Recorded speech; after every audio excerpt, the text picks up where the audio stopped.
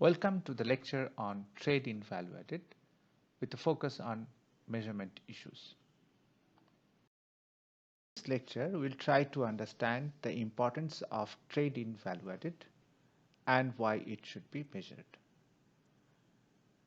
So first we'll make an attempt to understand through examples that how the input-output tables of a country looks like, because we can extract the value addition in the production process through input-output table. That's why it is very important.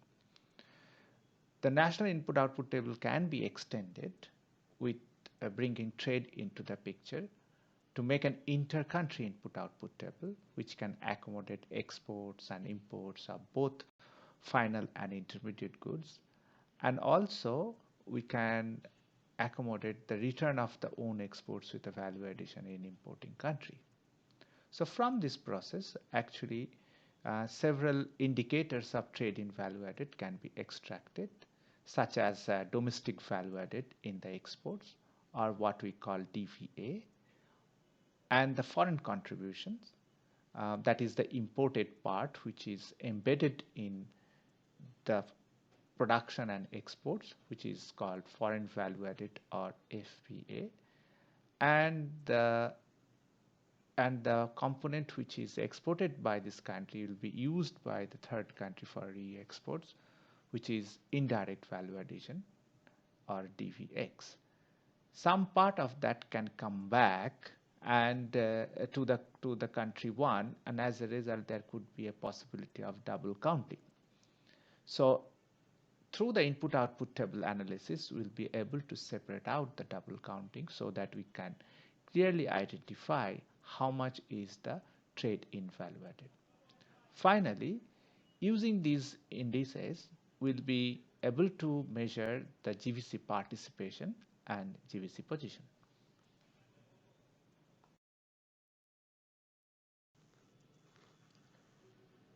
So we'll follow this particular order.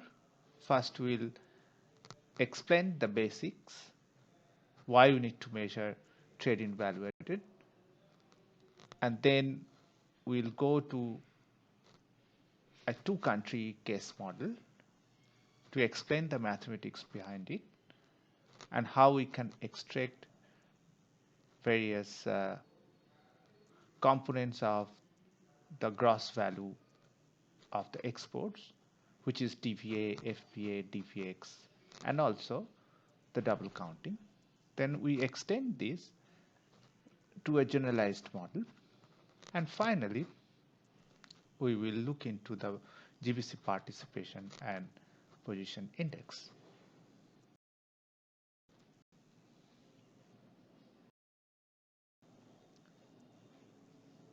It's very important to note that because of falling transportation cost as well as reduction of ICT driven trade cost actually helped to unbundle the production process, and countries are specializing not on the final goods, rather they are specializing in intermediate and components, and sometimes a collection of different tasks. So from trade in goods, we have seen that there is a movement towards trade in task, and these assembled products, components, can cross the border multiple times, and as a result of that there is a rise of specialized services which can actually help in binding all the processes. So this could be logistics process, IT process, designing, and many other processes. We have also noted that there is a significant discourse, we have noted that which one is a better measurement to explain the globalization, whether the gross trade or the value-added trade. The famous example of iPhone in this case we can refer to.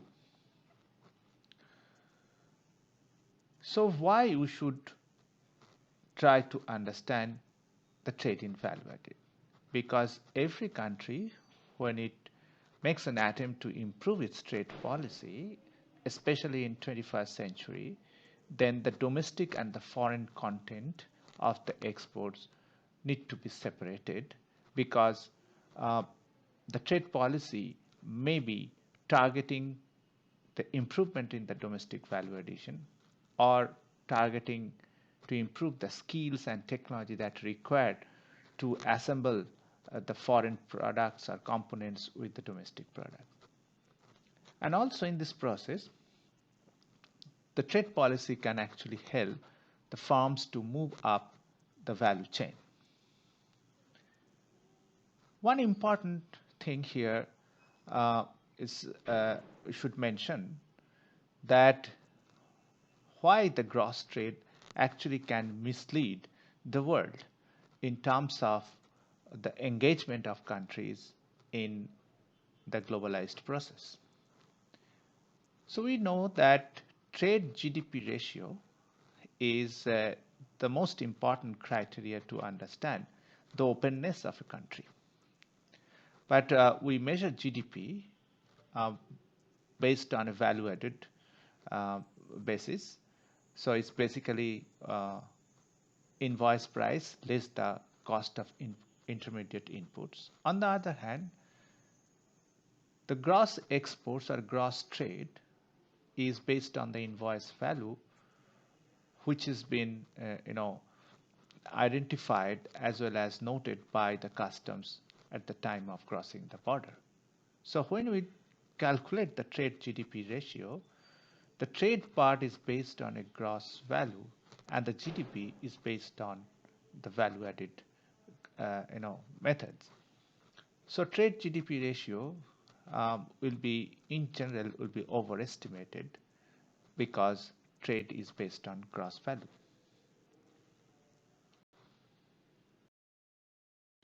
So let us try to understand that how we can find out the value added in gross trade flows.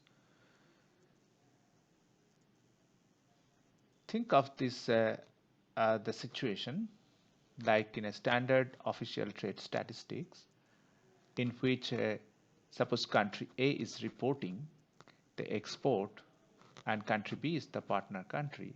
So we can collect the information at the border point. But it is based on the official trade statistics, which is the gross exports from country A to country B. How to the value added part? So the total exports are defined in this case that it is summation of the domestic value added plus the foreign value added. And these exports could be for the exports of the third country or could be for the final demand. So if you look at here, that there is a domestic value added direct exports, which is the domestic component. But apart from that, there could be a foreign value added which is embedded in the exports.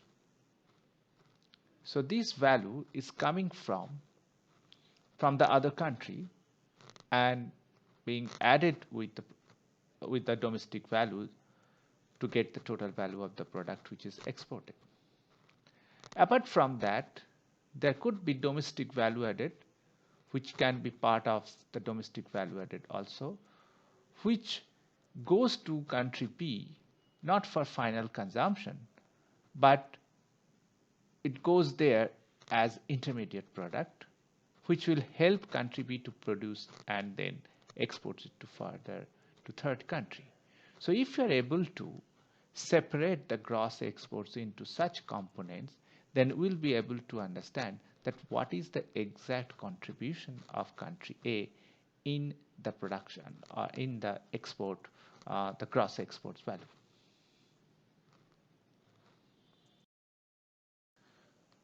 In other way, when you look at the exports on the gross basis, it is basically summation of three components. The domestic value that uh, stay overseas, the foreign value added that is embedded in the exports, and the domestic value added that will return home as imports. So the gross exports and imports are sum of these three. But when we look at the value added basis, the contribution of the country is only the domestic value added that stays overseas.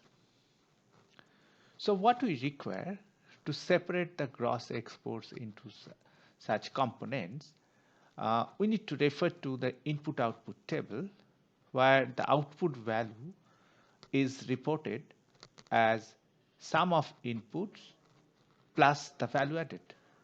Okay, and similarly the use of output is separated into the intermediate use and final use, both inside the country and also outside the country. So international input output table actually brings the national input output table and the trade together to accommodate exports and imports in the same framework.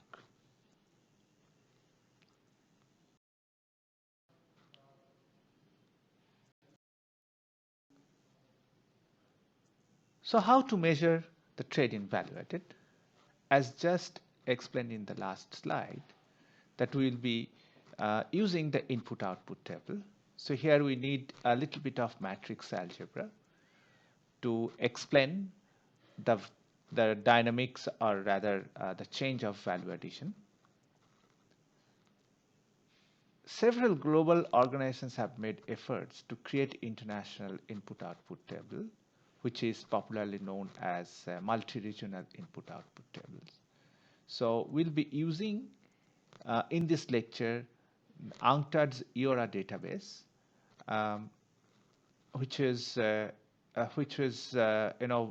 based on the analysis done by Professor Koopman. And we'll try to separate foreign value added, domestic value added, and indirect value added, and make an attempt to identify the double counting. So before we start, let us try to understand the structure of the input-output table. So similarly, the supply and use table. So in supply and use table,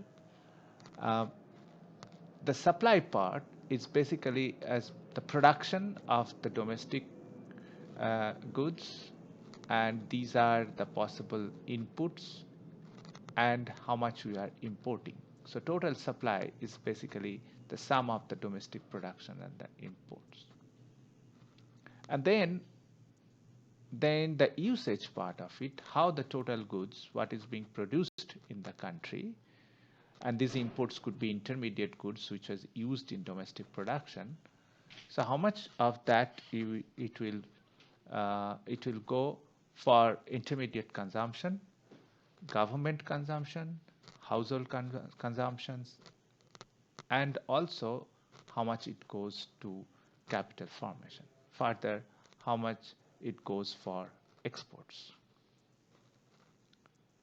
Now, the extended version of that, which is in input-output table, where final demand has been divided into personal consumption, gross private investment, government purchase, and net exports of goods. Whereas the value-added part, which is added to the inputs, are basically the employees' compensation, the profit, and the taxation, the taxes that government collects from the business.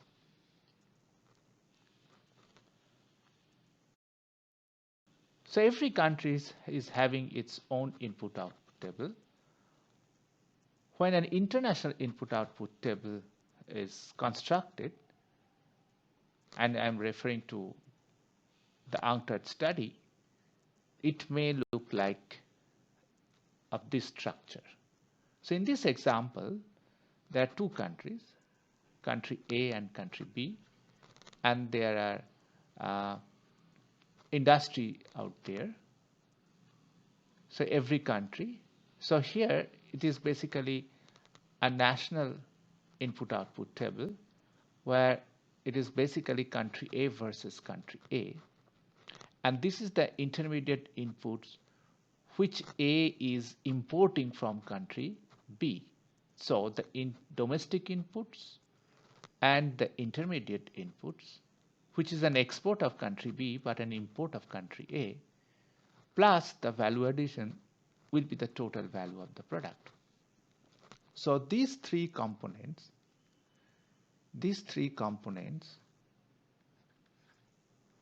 1, 2, 3, will sum up to the total production of the good produced by country A. And in terms of usage, some of the goods produced will be used for domestic production. Some of them will go to the other country as exports from A. So this gray color box is the exports from country A. And then rest of the things will be domestic final consumption and domestic and international final consumption. So the gross output XA in terms of usage will be the sum of these four sales: intermediate use for domestic output, intermediate use by B of exports from here, final use of domestic output, and final use by B, which is an exports from A. And the value will be the same, which is XA here and XA here. Let us try to now in this case, with the numbers, we can explain the structure of the matrix. In such case, suppose there are three countries, country 1, country 2, and country 3, and there are four sectors, sector 1, sector 2, sector 3, and sector 4. So the first gray color box is the country's input-output table. So that's basically the intermediate use of every sector's production inside the country, and this will be the import from country 2. This will be the import from country 3. So this is domestic intermediate goods. These are the foreign intermediate goods. And summing that and adding the value addition, I get the total output, which is 6901. Now, in the usage part, this is the domestic use, and then this is the international use. So these are intermediate exports by country 1, which are of the sector 1's exports, which will be used by country 2 and country 3 in different sectors. Apart from that, the exports can be consumed as final good, and then this is the final consumption by country 1 itself. So this is domestic final consumption. So if you sum the entire row, you will get again the gross output of 6901. So what is gross exports in this case? So gross exports is basically sum of this and this plus 902 and 446. You can check it.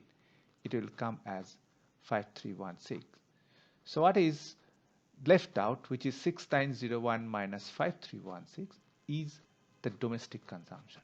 The domestic consumption could be intermediate consumption, which is here in the first four columns, and the final demand by the country 1, which is 394.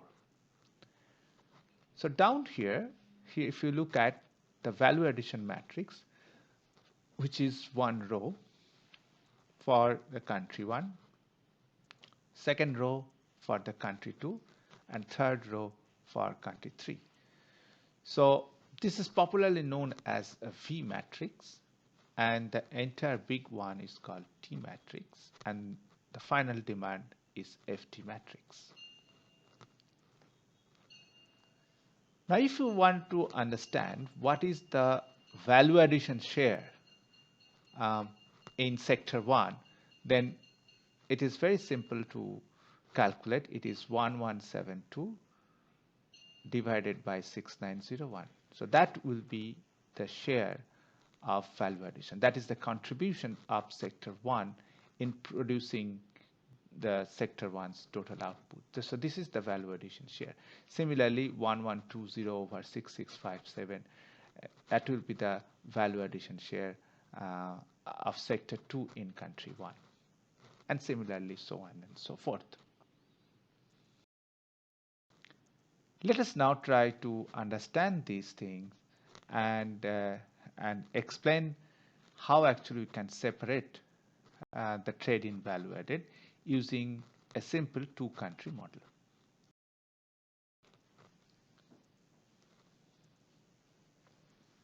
Suppose there are two countries, country R and country S, and country S's output is XS, which will be basically its intermediate inputs. This is the usage. This will be the export to country R.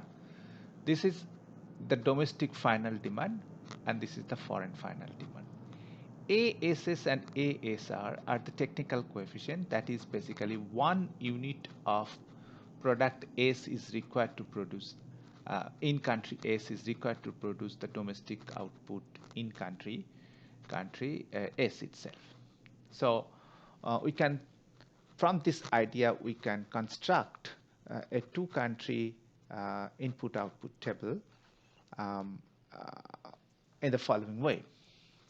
So we can write down the matrix, the vector x1 and x2 can be written as a matrix A11, A12, A21, A22 multiplied by another vector x1 and x2 plus the final demand in both the countries.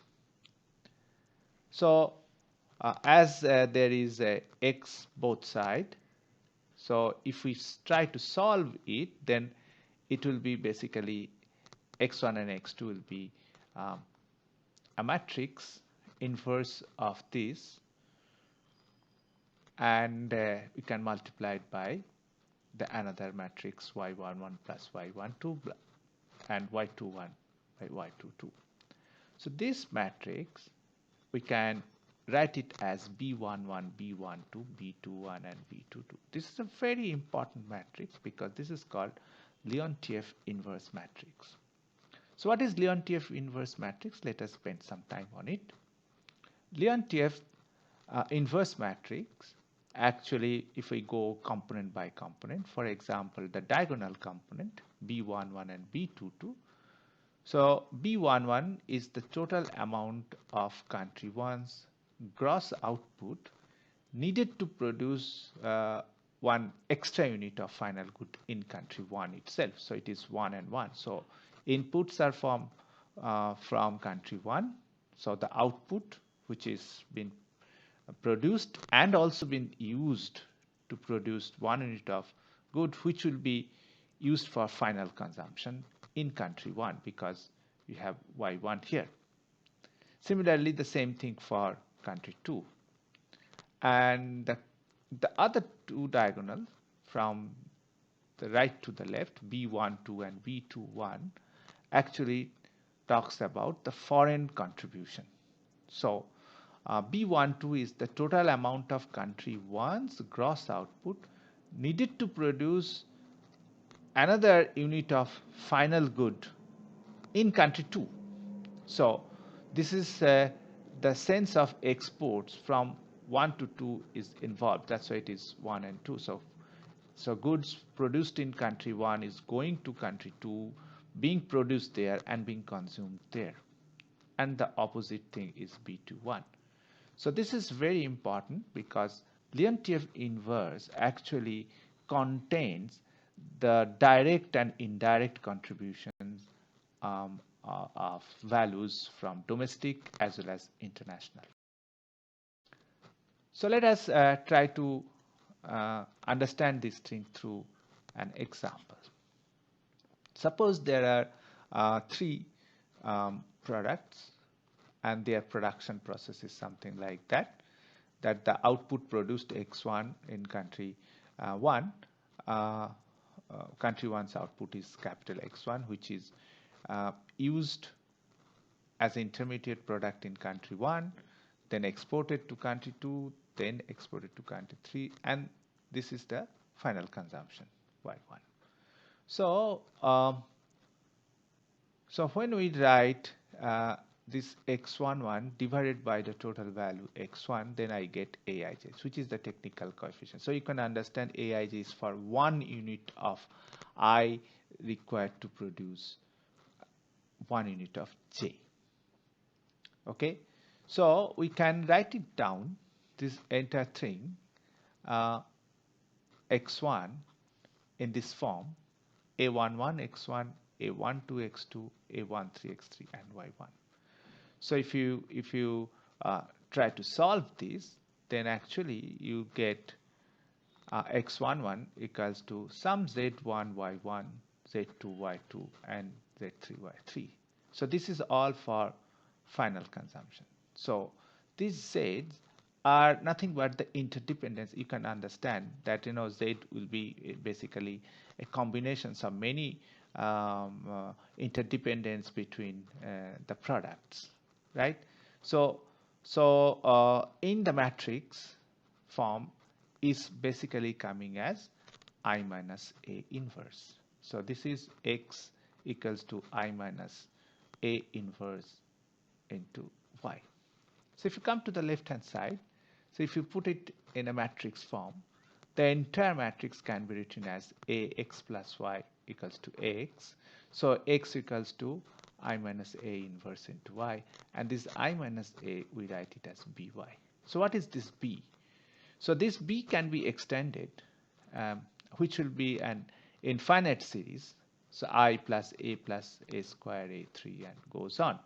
So A is the direct input requirements, and then there will be series of indirect requirements taking into account direct and so on. So Leontief inverse actually captures all direct and indirect input demand effects.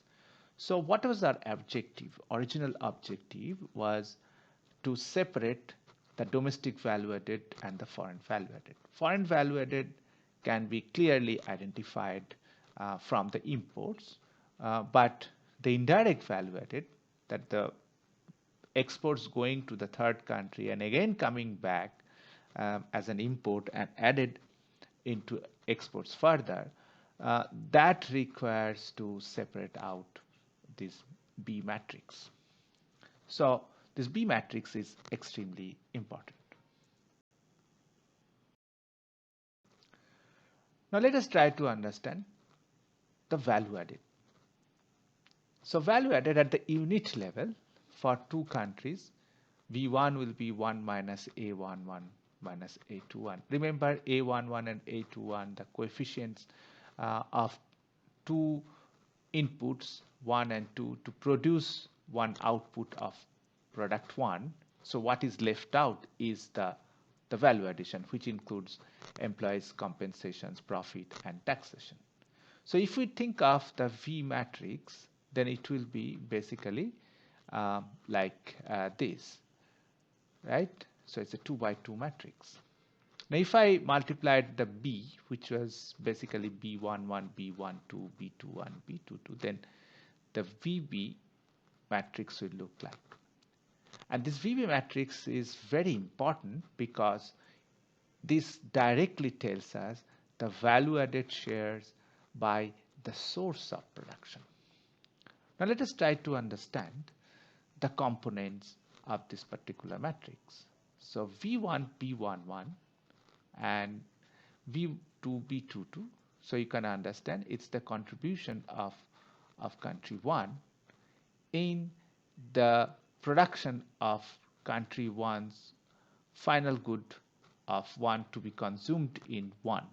So as it is written here, that V11 and B11 and V2B22, this denote the domestic value added share of domestically produced products for country 1 and country 2. So V1 is the share of country 1. Whenever they produce, this is the value addition share. And B1 and B2 is basically the domestically produced in country 1 and which will be consumed in country 1 as final good. And the other diagonal is basically V2, B21. So it will be for other country. For example, this is the contribution of country 1. This is the values, but this is exports that country 1's output going to country 2 for the final consumption out there. And this is the opposite, V2, B21. So it is the share of country 2 in the exports of country 2 which is coming to country 1 and for final consumption. Now because all value added must be either domestic or foreign, so that's why the total value in this case is 1. So this is basically a necessary identity to solve this particular model. Now let us try to separate it out, and first let us try to add exports and then try to separate it out. Now let us try to understand what is the gross exports. So what we see today from the traditional trade statistics is E12, that is country 1's exports to country 2. Now this export could be the final good, that means the exports, some part will be consumed in country 2, but some part will be used as intermediate goods which will be to produce the X2, that is the output of country 2. Now if we expand these things, like if we write it now, E12 equals to this part. So in the last slide we have seen this part is nothing but 1. So when we are multiplying this with the gross export, so it is the same value because the value of this thing is multiplying by 1. So what I'm trying to do here, to bring the value share to understand the domestic value addition and the foreign value addition. So I'm multiplying the value share, the country's own value share and the foreign country's value share into the picture by doing this thing. Now further we try to resolve it, and we refer to the calculations by Koopman, and then we get this long extended expression.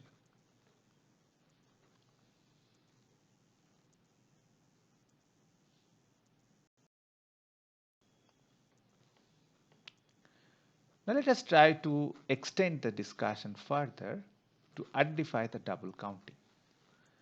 Now to identify the double counting, what is important for us to understand the gross output needed to sustain the final goods both produced and consumed in the country and what is produced and consumed in the other country. So to do that, we can now write the total output in this form for the gross output produced, which is X1. Partly it is consumed within the country, partly it is being used as intermediate goods, and rest of the things is export. So we can write it down because we can take both X on the left hand side, so it becomes 1 minus A11 inverse Y11 and plus 1 minus A11 inverse E12. So what is this 1 minus A11 inverse? This is basically the gross output needed to sustain the final goods, because it is basically Y11. So final goods of 1 which are both produced and consumed within the country.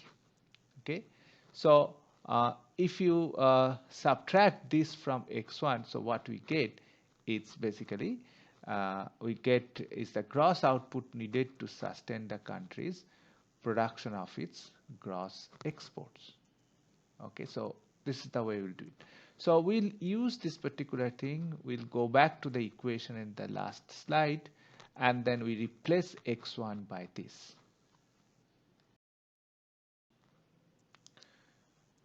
So we can write it down, E12. We can add V1 B11 and V2 B21 with E12. Remember, the sum of this and this equals to 1, so we can write it in this form. And then we can further extend this from the previous slides, and instead of x1 we can write this. So now we have several components. Now we can try to understand this thing carefully. For example, value added exports. So sum of these 8 terms is actually the total gross exports. So what is the value added exports? So value added exports, if we look at, so for example here, V1, B1, Y1, 2. So it is the contribution of country 1 and the goods produced with the country 1's own input, which is exported to country 2 and being consumed in country 2. So this is basically the value added exports. That's basically the total exports which is coming from country 1. Now if you'd like to identify the domestic value added, then you can see this is V1, this is also V1, and this is V1 and also this V1. So these are basically the domestic value added. Now foreign value added, which is basically coming from the other country, which is being added into in my exports. So if you look at carefully, some of the components which can be written like this one. So it is the second country's contribution which is coming to produce country 1's output to 1 and then further again exported. So this is basically the foreign value added. So as it is written here, the foreign value added in gross exports is V6 and V7. Okay, so this is also coming from the foreign country. So is the country 2's value share in production of country 1, country 1's output, and then it is being exported as A12. Right, so these are the ways actually we'll be able to separate the cross exports.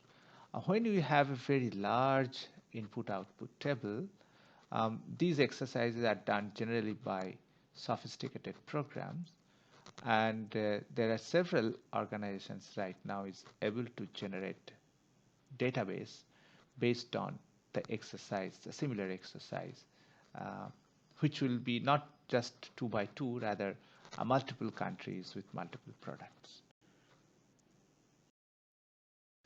So to understand these things in a more simpler way, so gross exports of a country is divided into a domestic value added and the foreign value added. But you need to remember the domestic value added may include a re-exported items also. Okay, so there is a direct value added to the exports and there is an indirect value added to the exports. So if we extend it further, then actually we'll be able to understand that what is the double counting. Now in this case, if you look at the total value added exports are the value added in the direct final goods exports, then intermediate exports, and then intermediate exports which is re-exported to third country, right? And the similar way, the domestic content in the intermediate exports and finally return home. So there is a possibility of a double counting because first it is exported, then it comes as an imported, then again it is added and put it export. So two times the exports can be counted. So we can actually eliminate the double counting. So in an exercise, it has been found that in 17 major ESCAP economies in the Asia Pacific region, almost 27.3% has been identified as a double counting. So total exports in terms of the gross value is coming around $4.2 trillion, but once we calculate it through the value-added basis, then the total calculation comes down to $3 trillion. So you can understand almost 27.3% as the part of double counting. It's a large number because the goods are crossing the borders in Asia Pacific region in multiple times due to the existence of global value chain, especially in the ASEAN countries, as well as their linkages with the other East Asian countries. So as the goods are crossing the border multiple times, there are double counting, which is being added in the gross exports every time.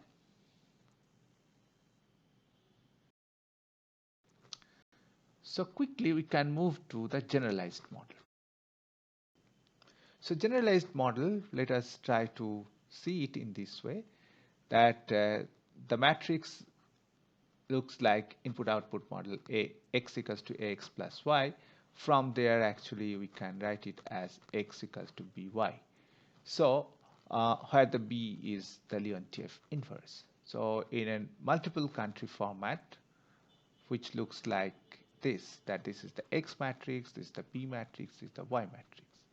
So the VB matrix, which basically gives us the value share, so that basically looks like this, and then finally we can get to VBY. So the V looks like this, V hat, which is a big matrix. For every country, for every sector, there will be a small matrix,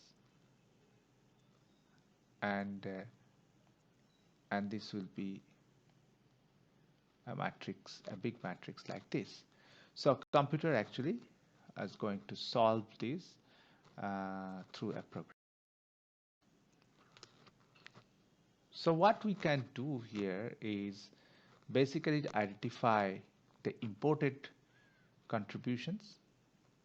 So imported contribution in country 1, which will be mostly this part. So that is foreign value added. The domestic value added is the matrix here. So that's very simple. But what is not simple is basically the DVX, because we need to separate out the double counting here.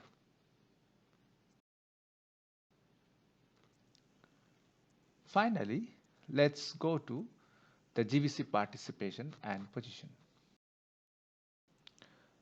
So GVC participation and position is actually trying to understand the dynamics of the country's performance in the GVC. So it helps us whether the country is moving forward or backward. So backward linkage and forward linkage needs to be monitored. Now backward linkage means that how much of the foreign components being added. So foreign value added or FVA can help us to capture that. And the forward linkage or the downstream participation is basically a supplying industry or the exporting industry and the purchasing industry in other countries. So, so it's basically the linkage between an export economies and the import economies whose industry use the exports as inputs to generate output for further exports. So this is basically an indirect export. So DVX can actually help us. Now GVC participation is basically the sum of the backward and the forward linkage over the gross exports. So that means the percentage of the gross exports, how much is this basically the part of the global value chain. So just imagine if you are exporting $100, in that $100, how much values are actually coming through the import. So that is basically FVA, and how much value of the $100 exports are going there to the third country or to the importing country, not as a final good, rather which will be used as a part of the production of some other products which will be exported. Secondly, GVC position.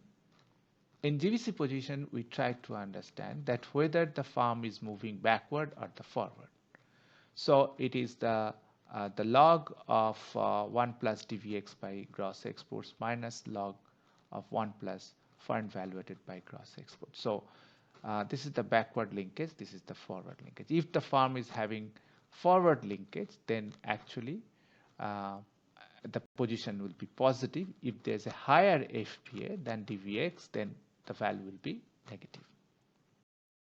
Here is an example. So if you look at the country like China, Japan, and India, which are having a GVC position as a positive, that means in this case the DVX is higher. That means these countries are exporting components relatively more as compared to the final good, okay, or as compared to their import of components. On the other hand, if you look at the GVC position of countries like South Korea and Thailand, which is very high. So these countries are highly participating in the global value chain. So that means they are importing and exporting significantly. So what we can see here in case of South Korea is very high. But one important thing here, that GVC position is negative. So that means these countries are importing more components, so their FVA is very high and DVX is relatively less. So in other way, these countries are exporting final goods. So this is for general, not for a sector as a whole, so which can mislead sometimes, but just to explain that how these data can be used. So these examples can be used.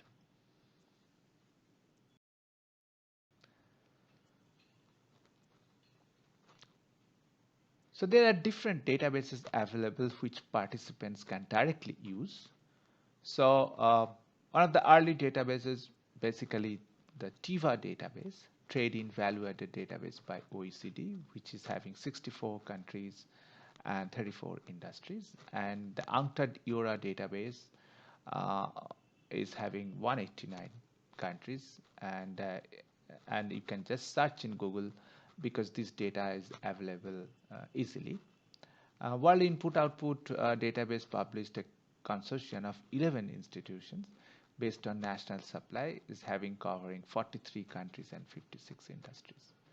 Apart from that, we have the multi-regional input-output table. The Asian Development Bank's multi-regional input-output table has been used significantly. Then ID JETRO's input-output table, EURA we just mentioned, and OECD and Exiopol. So these are the possible available database in this case. So these data can be extracted and can be used for trade policy making.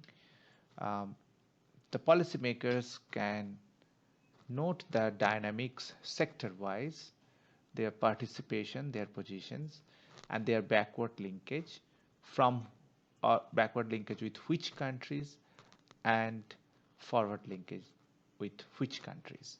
So that gives a fairly good idea the origin of values and also how the value is traveling from one country to the other country.